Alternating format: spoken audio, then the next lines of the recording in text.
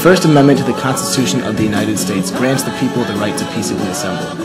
For many Americans, this is as important as any of the basic human rights. Throughout history, protesting has proven this importance over and over again.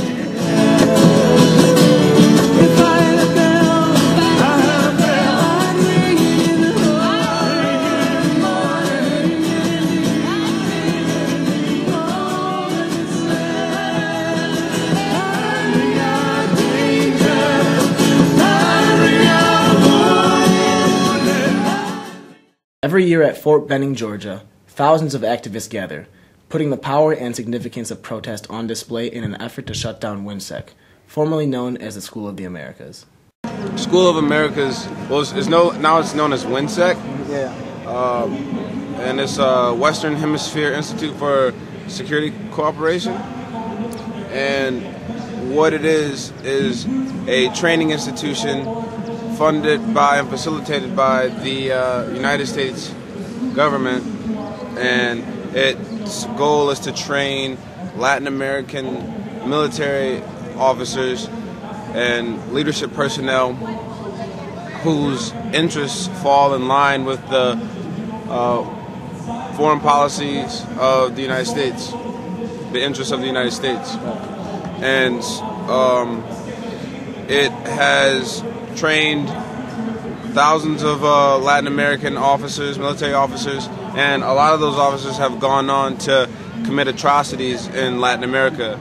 To train police and military only from Central and South America, Mexico, that's war on drugs, believe me, and I'm from Texas, you know, the war on drugs is real, okay? In Colombia, they want bases, and assassination is nothing to them. The message is that the people in this country and the people of the rest of the world do not need a school to teach terrorism. We do not need a school to teach counterinsurgency. We do not need a school that teaches people how to kill people in their own country. We could change this. This could be a good place. And that's the message that I have for the people is this is in our backyard. We train terrorists in our backyard. Ain't no power in the power of the people, because the power of the people don't stop. Say what? Ain't no power in the power of the people, because the power of the people don't stop. Say what? The act of protest is obviously important to the people demonstrating at Fort Benning. But why?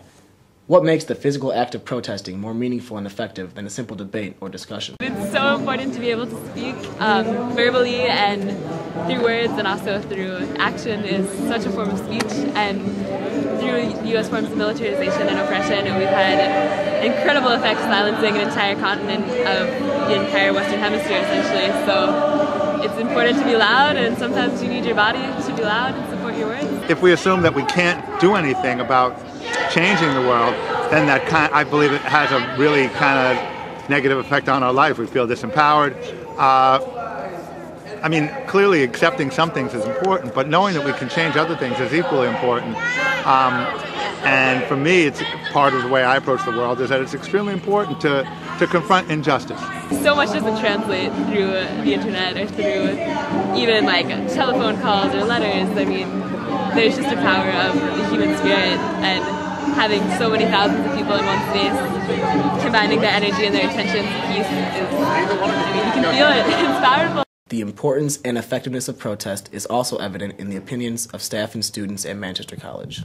The different parts of the SOA weekend, the weekend at the School of the Americas, I think can illustrate the different reasons that people come together for a demonstration. The protest started out as a religious vigil, as a memorial to the people who had died at the hands of SOA graduates. That's still obviously a fundamental component of the weekend, but it's expanded. We're not there only to memorialize the victims.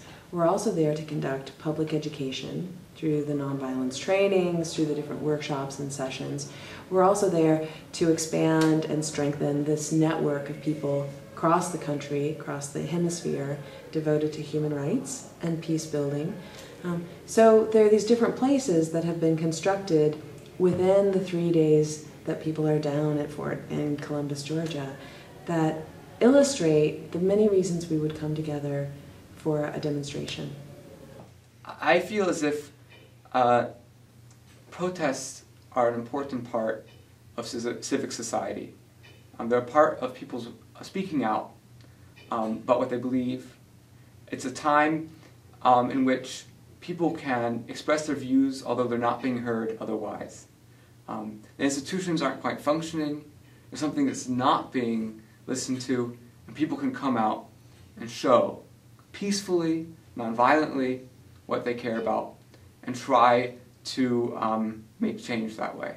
Protesting is a way to remove one's consent, to cease cooperating, and to express our dissatisfaction or our condemnation. That's why I think it's fundamental to human society, that humans are able to give our consent to comply, and humans are able to stop cooperating with things that we disagree with things that we find morally wrong. Morality plays a large role for many activists. At Manchester, nonviolence was found to be an incredibly important aspect of protesting. People hold commitments to nonviolence for different reasons. Some people are committed to nonviolence because of a principled or a religious position, a position that says violence is never justified.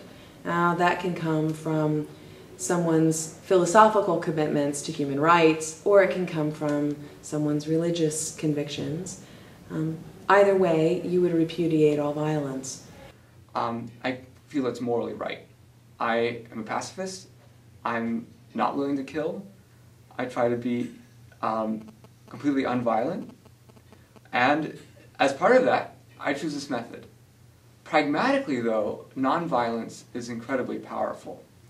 And it's powerful because it plays to the strengths of the people who use it. You and I can use nonviolence very well. We can remove consent. We can engage in direct action. And when working against other groups or a government or some institution that can employ violent means, using violence is using the means that they're best at. It's working against their strengths, and that's a good way to lose.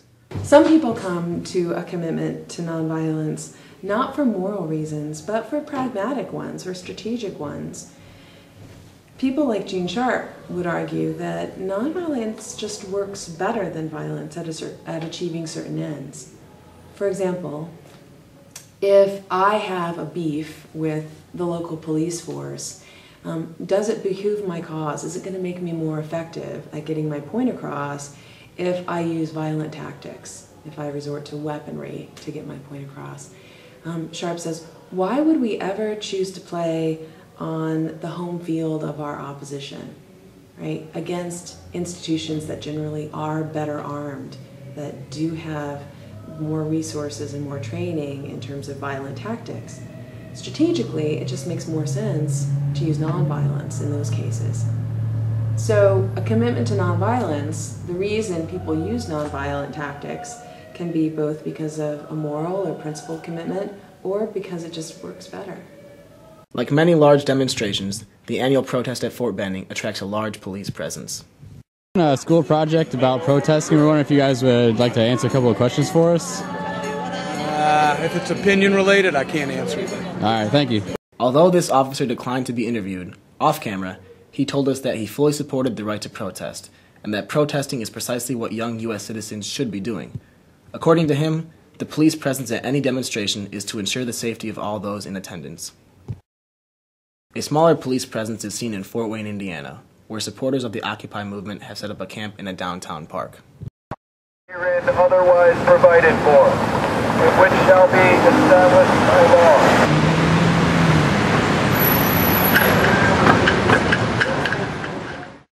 Occupy protesters worldwide rally behind a common goal. Their cause fights socioeconomic inequality, something they find to be all too familiar in the United States and around the world. At the Occupy Fort Wayne camp, one protester gave insight into the history and success of demonstration. We can do it. Like, we have a social history of creating tremendous change. Because this country has a history of tremendous, unfortunately, oppression. And so while most of the rest of the world had eliminated slavery, it was only through, not through a broad consensus, but through abolitionists and people who really cared fighting. to change it. And it ended up in a war, which was unfortunate, but the reality is that that never would have happened if the North had not made it so unpopular, the notion of owning slaves. That was a social movement. That was Occupy Wall Street 150 years ago-ish, whatever. And you look at the social movements of the late 1880s, 1890s. Corporations are recognized as people. They have tremendous power. There's child labor. Women don't have the right to vote. Social movements changed all that. We stand in Indiana, home of Eugene Debs. Eugene Debs, you know, like the greatest American ever. It's from Indiana, from fucking Terre Haute, man. Like, who could believe it? We've created tremendous social change before, and it's a big challenge, but I think that most Americans are just apathetic and beaten, you know, like really defeated.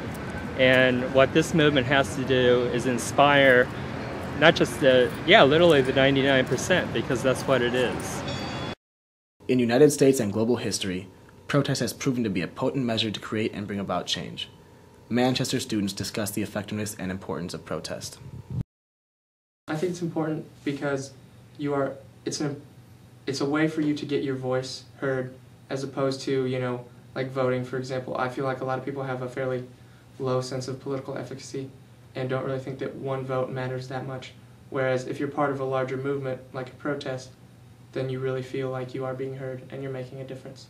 Basically, I think that, you know, if you can come to a conclusion based on, you know, things that you've been through or whatever, if you can form an opinion and you know what you believe and why, then you should be able to express that and tell people.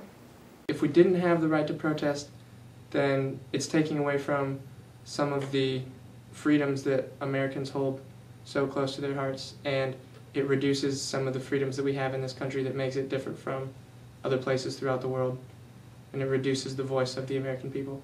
If you use violence to get your point across, it's really hard for people to sympathize with what you're trying to say, and it would be really hard to get people to agree with you because they see you being violent and acting out because of something, so then why would they want to support that cause?